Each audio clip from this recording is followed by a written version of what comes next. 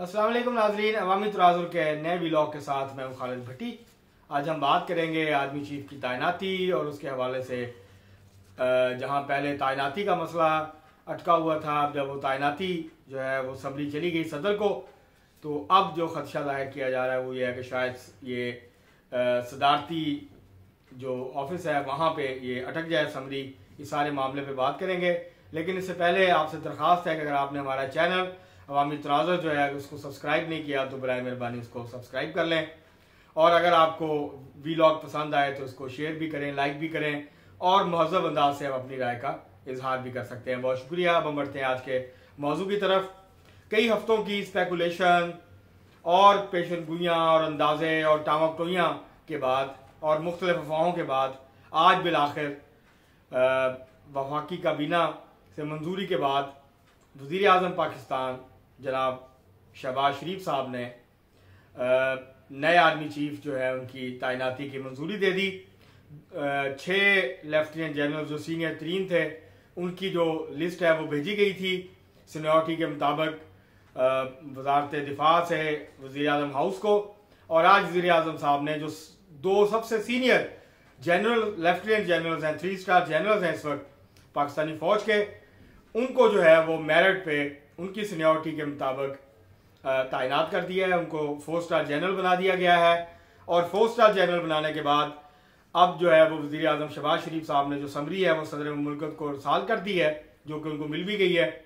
और वो इस वक्त लाहौर तशरीफ लाए हुए हैं साबिक वज़ीर आज़म और अपनी पार्टी के चेयरमैन इमरान खान साहब से मुशावरत करने के लिए इन तैनातियों के हवाले से। अगले चंद घंटों में ये सूरत सामने आ जाएगी कि क्या सदर मुमलिकत जनाब आरिफ अलवी साहब जो है वो इस समरी को मंजूर करते हैं, और उसके बाद फिर नोटिफिकेशन जारी हो जाएगा और वक्त के ऊपर दोनों जो तैनातियाँ हैं वो हो जाएंगी, या फिर जो है वो सदर मुमलिकत इमरान खान साहब के कहने पे इन तैनातियों को लटकाने की कोशिश करेंगे और डिलेइंग टैक्टिक्स यूज़ करने की कोशिश करेंगे। ये अगले चंद घंटों में सूरत जो है वो वाज़ेह हो जाएगी। लेकिन इमरान खान साहब की और सदर मुमलिकत आरिफ अलवी साहब की जो मुलाकात है उस्मान पार्क लाहौर में वो अब ख़त्म हो गई है, और सदर मुमलिकत जो है वो घंटे डेढ़ के बाद वापस शायद इस्लामाबाद पहुंच जाएं, और फिर जो है वो फैसला हो जाए कि उन्होंने समरी रोकनी है या उन्होंने दस्तखत करके इस अमल को मुकम्मल करना है। ये सूरत वाज़ेह हो जाएगी अगले चंद घंटों में। लेकिन ये जो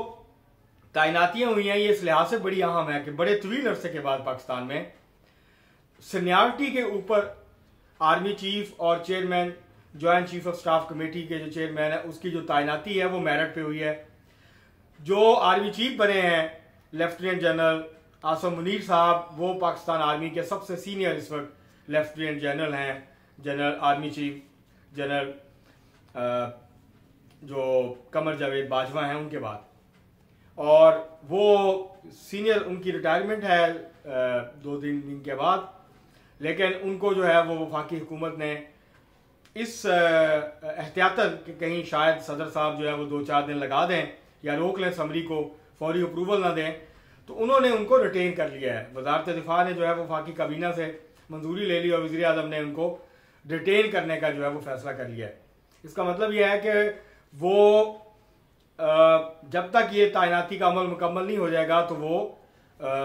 मौजूद रहेंगे, आर्मी से रिटायर नहीं होंगे, इसके बावजूद कि उनकी रिटायरमेंट की उम्र जो है वो डेट करीब आ गई है, लेकिन वो कंटिन्यू करेंगे, तो उनको रिटेन कर लिया गया है। इस खदशे के पेश नज़र कि हो सकता है कि वो सदर मुमलिकत फौरी तौर पे समरी अप्रूव ना करें। दूसरी तरफ जो जिनको chairman joint chief of staff committee बनाया गया है जनरल साहिर शमशाद मिर्ज़ा, वो सीनियरिटी में दूसरे नंबर पे थे तो उनको चेयरमैन लगा दिया गया है। तो ये दोनों तैनातियाँ जो हैं वो सीनियरिटी के एतबार से हुई हैं, वरना होता यही था कि किसी को 4 नंबर से, किसी को 3 नंबर से, किसी को 5 नंबर से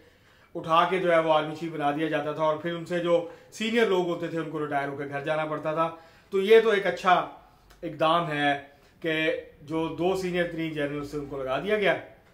और अब जो इशू बाकी रह गया है वो ये है कि क्या सदर मुमलिकत इसमें रखना डालेंगे इमरान खान साहब के कहने पे, या स्मूथ सेलिंग हो जाएगी, आराम से ये सारा मामला जो है वो तय हो जाएगा, और अपनी अपनी डेट्स के ऊपर जो है वो दोनों जो जर्नैल हैं वो अपनी नई जो जिम्मेदारियां हैं वो संभाल लेंगे। क्योंकि आज जो है वज़ीर आज़म ने दोनों जो जर्नल हैं, लेफ्टिनेंट जनरल जनाब आसम मुनीर साहब और लेफ्टिनेंट जनरल जनाब साहिर शमशाद मिर्ज़ा, इनको 4 स्टार जनरल बना दिया है। अब 4 स्टार जनरल बनने के बाद अब ये तय होना बाकी रह गया है कि वो कब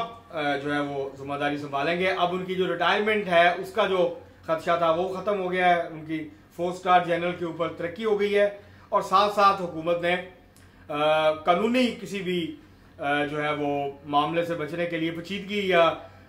उलझाव से बचने के लिए उनको रिटेन भी कर लिया है general lieutenant general Asim Munir साहब को। तो अब सिर्फ इंतज़ार है। सदर बहुत सारे लोग ये सवाल कर रहे हैं कि आखिर क्या ज़रूरत पड़ी जनाब आरिफ अलवी साहब को कि वो वज़ीर-ए-आज़म, साबिक़ वज़ीर-ए-आज़म जो है इमरान खान साहब, उनसे लाहौर आके वो फ़ोन पे बात नहीं की बल्कि वो लाहौर आए उनसे मुशावरत करने के लिए। तो इसमें एक बात जो नज़र आती, जो देखी जा सकती है या काबिल गौर है, वो ये है कि हो सकता है, या मेरा क्यास ये है, मेरा अंदाज़ा ये है कि जनाब आरिफ अलवी साहब ने जनाब इमरान खान साहब की जो बहुत बड़ी ईगो है उसको मुतमईन करने के लिए और वो हर्ट ना हो जाए, तो उनकी जो ईगो है, उनकी जो अना है, उसको तस्कीन पहुंचाने के लिए उनसे मुशावरत करने का फैसला किया। क्योंकि अगर तहरीक इंसाफ ये फैसला करती है, साबिक़ वज़ीर-ए-आज़म इमरान खान साहब और सदर मुल्क आरिफ अलवी साहब ये फैसला करते हैं कि उन्होंने समरी पे साइन नहीं करने बल्कि इसको लटकाना है और फिर मामले को सुप्रीम कोर्ट लेके जाना है,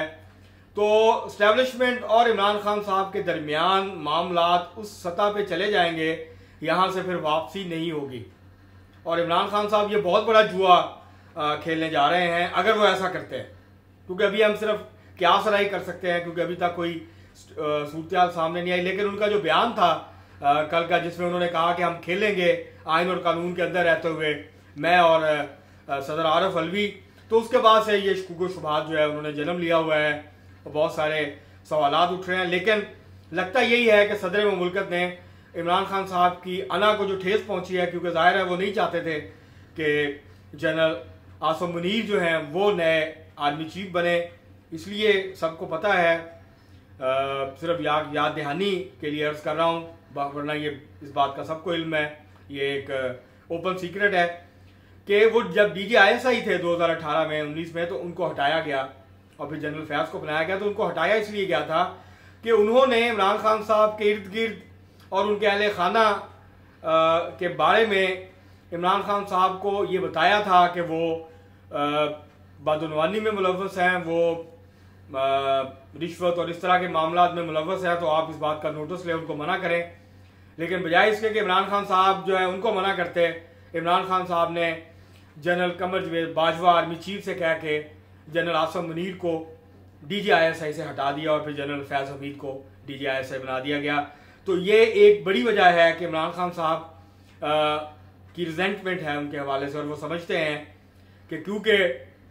वो इमरान खान साहब को बहैसियत वज़ीर-ए-आज़म बता चुके थे जब वो DGISI थे कि उनके इर्द गिर्द के लोग और उनके अहले खाना जो हैं वो करप्शन के, बदनवानी के मामलात में मुलव्वस हैं और ऐसी सरगर्मियों में मुलव्वस हैं जो कि उनको जेब नहीं देती। तो इसलिए वो फिर उनका, इमरान खान साहब का उनके हवाले से एक रिजेंटमेंट है और जो समझ भी आती है। लेकिन अगर ये डिले होता है तो फिर ये मामला सर उठाएगा और ये सवालात सर उठाएंगे इसके हवाले से कि आखिर क्यों इमरान खान साहब नहीं चाहते कि लेफ्टिनेंट जनरल और अब जनरल आसम मुनीर साहब जो हैं वो नए आर्मी चीफ ना बने। तो ये जो एक बात तो तय हो गई, जो चहमगोइयाँ थी और बहुत ज़्यादा स्पेकुलेशंस थी, अब वो दम तोड़ जानी चाहिए और एक istihकाम आना चाहिए इस हवाले से, ताकि हुकूमत जो मुल्की मईशत के ख़राब होते हुए सूरत हाल है, मईशत तेज़ी से नीचे की तरफ जा रही है, सनती पैदावार गिर रही है, एग्रीकल्चर की पैदावार का पहले ही बुरा हाल है, सैलाब ने बहुत तबाही मचाई है, ओवरऑल जो इकॉनमी है वो संभल नहीं रही है, डॉलर नीचे नहीं आ रहा है, डॉलर आहिस्ता आहिस्ता मुसलसल ऊपर की तरफ जा रहा है, ज़र मुबादला के ज़खायर गिर रहे हैं, अफरात ज़र 26% से ऊपर खड़ा है इस वक्त, ज़र मुबादला के ज़खायर सिर्फ 7.89 जो है वो अरब डॉलर के रह गए हैं, जो कि 3 हफ्ते की जो इम्पोर्ट है, दरामदात है उसके बराबर हैं। ये वो सारे, और जो टैक्स के रेवेन्यूज के टारगेट से वो भी पूरे होते नजर नहीं आ रहे, और IMF ऊपर से ये कह रहा है कि आप 800 रुपया एक्स्ट्रा मजीद इकट्ठा करें, और इकॉनमी जो है वो तेजी से नीचे की तरफ जा रही है, स्लो डाउन है, और जो ग्रोथ रेट है वो 2% से ऊपर नज़र नहीं आती होती इस साल। तो इस सारी सूरत हाल के अंदर जो सबसे पाकिस्तान के लिए परेशान कुन मसला है वो पाकिस्तान की मईशत है। अभी तक तो चीन, सऊदी अरेबिया और दूसरे कुछ ममालिक ने हमें सहारा दिया हुआ है, हम खड़े हैं अपने पाँव पे, लेकिन जो डिफ़ॉल्ट के खदशात हैं वो बढ़ रहे हैं कि अगर ये मुल्क हमें हमारी मदद नहीं करते तो फिर हमें डिफ़ॉल्ट होने से शायद कोई ना बचा सके अगले अरसे में। तो बहुत ख़राब सूरत हाल है मईशत की, और इसके लिए इस पर तवज्जो देने की ज़रूरत है। हुकूमत को महंगाई मुसलसल बढ़ रही है, लोगों की आमदन गिर रही है, लोगों की ज़िंदगी बहुत मुश्किल है इस वक्त, और जो कम आमदन वाले अफराद हैं उनकी ज़िंदगी तो बहुत ज़्यादा इस वक्त जीरन हुई है। तो इस सारी सूरत हाल में अब ये जो बहस है ये उम्मीद है कि आज शाम तक या कल की किसी तरफ लग जाएगी, और इसकी बजाय जो असल इशूज़ हैं हमारे मुल्क के, महंगाई है, बेरोज़गारी है, गिरती हुई मईशत है और कर्ज़ों का बढ़ता हुआ बोझ है जो कि अब 62 अरब से भी ऊपर चला गया है, 1000 अरब से भी ऊपर चला गया। तो ये सारे वो मामलात हैं जिनके ऊपर तवज्जो देने की ज़रूरत है, जिनको देखने की ज़रूरत है, और इसके साथ साथ इलेक्शन से पहले जो इंतखाबी इस्लाहात हैं जो कि अभी तक नहीं हुई हैं उनको जो है वो करने की ज़रूरत है ताकि हम एक साफ शफाफ इलेक्शन की तरफ जो है वो बढ़ सकें। आज के लिए इतना ही, बहुत शुक्रिया।